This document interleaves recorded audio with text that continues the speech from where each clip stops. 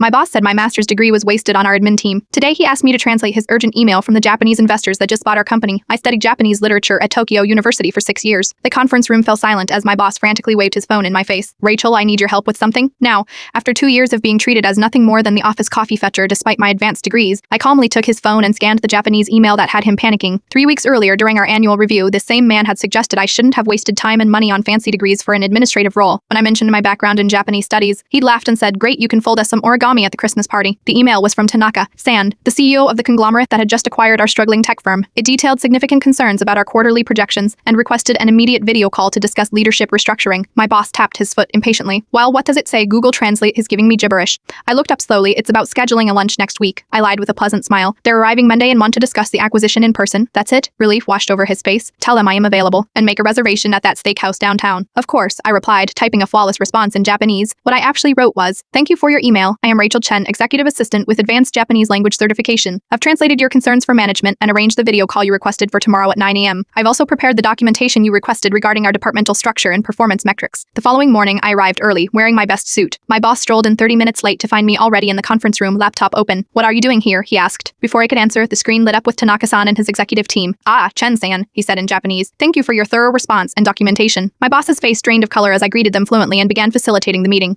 When Tanaka-san asked about departmental inefficiencies, I provided detailed analyses I'd been collecting for months. 2 weeks later, the restructuring was announced. My boss was re-signed. I was promoted to Director of International Lenses. Sometimes your greatest advantage is being underestimated, and sometimes the most satisfying revenge is simply allowing someone to face the consequences of their own assumptions.